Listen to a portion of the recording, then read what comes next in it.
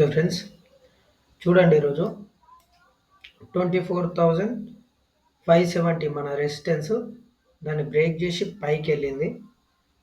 మనం ఆల్రెడీ నిన్ననే అనుకున్నాం 24,464కి పైన ఉంటే మనం ఖచ్చితంగా బై సైడ్ ఉండాలా, బై సైడే చూసుకోవాలా. మళ్ళీ సెల్ సైడ్ మనం ఆలోచించొద్దు, అటు సైడ్ వెళ్ళొద్దు అని చెప్పేసి చూడండి.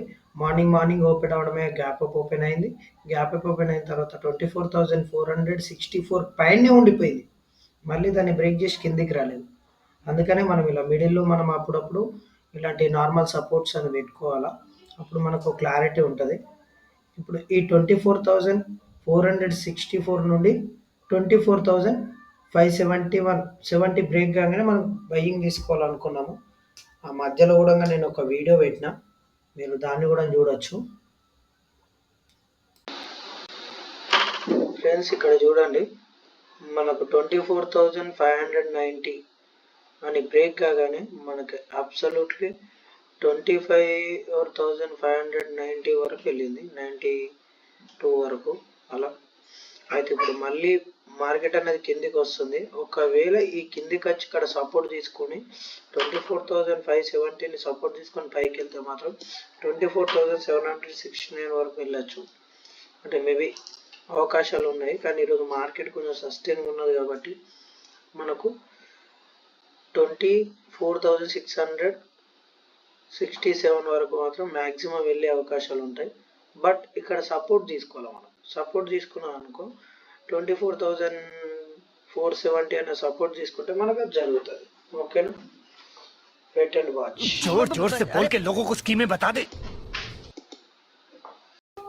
చూశారు కదా, అది నేను ప్రీమియం గ్రూప్లో వాళ్ళకి సెండ్ చేసిన. నేను అప్రాక్సిమేట్లీ 1 o'clock అట్లా చేసిన. నేను 1 o'clock అంతే 1కి చేసిన నేను. అది 3 minutes చార్ట్లో మనం చూసినట్టయితే మీకు అర్థమై ఉంటుంది.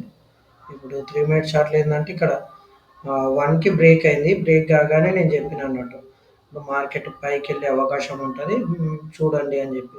అది ప్రీమియం గ్రూప్ వాళ్ళకి ప్రాఫిట్ అంటే వాళ్ళు ట్రేడ్ చేయడానికి నేను టిప్స్ ఇస్తూ ఉంటాను, అందులో చెప్పిన. ఓకే, సేమ్ టు సేమ్ మనం అక్కడ అనుకోగానే నేను పెట్టిన కొద్దిసేపటికే 334కి మళ్ళీ రిటర్న్ తీసుకొని మనం 24,070 వరకు అంతే 70 వరకు వెళ్తుంది అనుకున్నాము, 60-70 వరకు. బట్ అది ఏంటంటే ఒక 30 పాయింట్స్ తక్కువ వెళ్ళి అప్పటికి మార్కెట్ టైం అయిపోయింది కాబట్టి వెళ్ళలేకపోయింది. లేకపోతే ఒక హాఫ్ అన్ అవర్ ఉంటే మనకు టార్గెట్ రీచ్ అయిపోతుండే. మేబీ రేపు కూడా రీచ్ అవుతుంది, దాన్ని క్యారీ చేసుకోవచ్చు. కూడా ఎవరైనా బై చేసిన వాళ్ళు ఉంటే దాన్ని క్యారీ చేయాలి. రేపు మార్నింగ్ గ్యాప్ అప్ ఓపెన్ అయినప్పుడు 9:20కి చూసుకొని తీసేద్దాం, ప్రాఫిట్ బుక్ చేసుకుందాం. 1:1 వస్తే మనం బుక్ చేసుకోవచ్చు. ఓకే, ఇంకేంటంటే ఇప్పుడు ఇందులో మనకు 24,000 నిన్న పెట్టుకున్నట్టే లెవెల్స్ కాకుండా ఈరోజు లెవెల్స్ చేంజ్ చేద్దాము. రెసిస్టెన్స్ వచ్చేసి 24,630. సెకండ్ రెసిస్టెన్స్ వచ్చేసి 24,770 ఇక్కడ. ఇంకోటి సపోర్ట్ వచ్చేసి మనకు 24,400 అనేది సపోర్ట్ అవుతుంది. ఒకటి ఇదొక సపోర్టు. ఇంకోటి 24,330. ఓకే, 330 అనేది ఇంకో సపోర్టు. బట్ ఇవి రెండు సపోర్ట్గా మనకు వర్క్ చేస్తాయి. ఓకేనా, ఇవి రేపటి కోసం లెవెల్స్, వీటిని మనం గమనించాలా. ఒకవేళ మనకు మార్కెట్ వచ్చేసి నిన్నట్లాగానే 24,330ని బ్రేక్ చేసి కిందికి వచ్చిందంటే 24,000 అన్నది మేజర్ సపోర్ట్ అవుతుంది.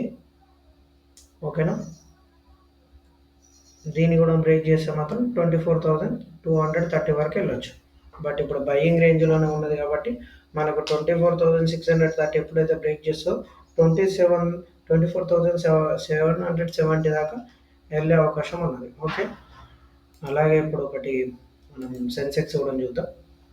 సెన్సెక్స్లో లెవెల్స్. ఓకే, ఈ సెన్సెక్స్‌లో లెవెల్స్ కూడా సేమ్ మనం తీసుకున్నయి కరెక్ట్‌గా పనిచేసినాయి. చూసిర్రు కదా! మనం తీసుకున్న సపోర్ట్ దగ్గరనే 79,750కి గ్యాప్ అవుట్ ఓపెన్ అయ్యి ఇంకా పైకే ఎళ్ళిపోయింది. ఎప్పుడైతే 80,310 బ్రేక్ అయిందో ఇంకా మనకు మార్కెట్ టైమ్ అయిపోయింది కాబట్టి ఇంకా మనకు టార్గెట్ రీచ్ చేయాలి. రేపు రీచ్ అయ్యే అవకాశం ఎక్కువుంది. ఓకే. ఈరోజు లెవెల్స్ వచ్చేసి ఇందులో రెసిస్టెన్స్ వచ్చేసి 80,400 ఓకే. ఇక్కడ 80,400 అనేది పెడదాం. ఈరోజు రెసిస్టెన్స్ ఇది 400 సపోర్ట్ వచ్చేసి 79,820 చూడండి అక్కడనే వస్తుంది మనకు. యా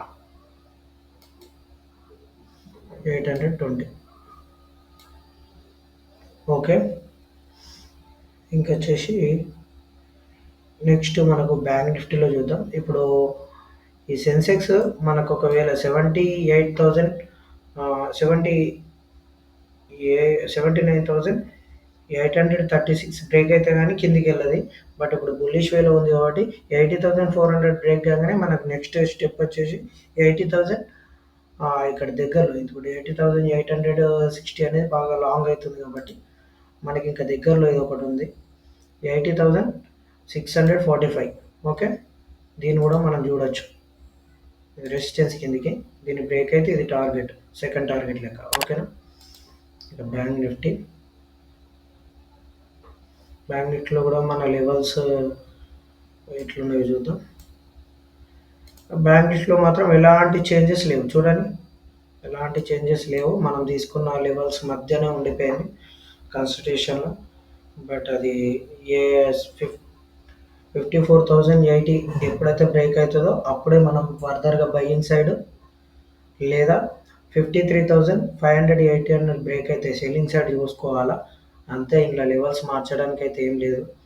ఫర్దర్గా ఇంకో సెకండ్ స్టెప్ లేదనేది తీసుకున్నాం లెవెల్ అంటే మాత్రం 54,345 అనేది ఒకటి తీసుకోవచ్చు. ఓకే, దాన్ని వాచ్ చేయండి. ఎందుకంటే మీకు ట్రేడింగ్ ఇంకొకటి మనకు మార్కెట్లో నేను నిన్ననే చెప్పిన 90% ఎక్యురసీ ఉన్న సపోర్ట్ అండ్ రెసిస్టెన్స్ అని. ఈరోజు మీరు గమనించి ఉంటారు మనం తీసుకున్న సపోర్ట్ అండ్ రెసిస్టెన్స్ని ఏ విధంగా అవి సపోర్ట్ తీసుకొని రెసిస్టెన్స్ తీసుకొని ఏ విధంగా వర్క్ చేసినాయో. బట్ అందుకనే ఎప్పుడైనా సపోర్ట్ అండ్ బేసిక్లో కాకుండా మీరు ఓన్ బేసిక్లో కూడా చూడండి. లెవెల్స్ని ఖచ్చితంగా చార్ట్ మీద గీసుకున్న తర్వాతే మనం ఫర్దర్గా ఏదైనా మార్కెట్లో మూమెంటం చూడగలుగుతాం. కానీ నార్మల్ చార్ట్ ఇప్పుడు ఇలా నార్మల్గా చార్ట్ని చూసినామంటే ఇంకా ఏముండదు, ఇది బ్లైండ్గా వెళ్ళిపోతూ ఉంటుంది, ఏం జరుగుతుందో మనకు తెలియదు. మళ్ళీ చార్ట్ చూసేటప్పుడు ఖచ్చితంగా 3 మినిట్స్ కానీ 5 మినిట్స్ కానీ కంపల్సరీ చూడాలన్నట్టు.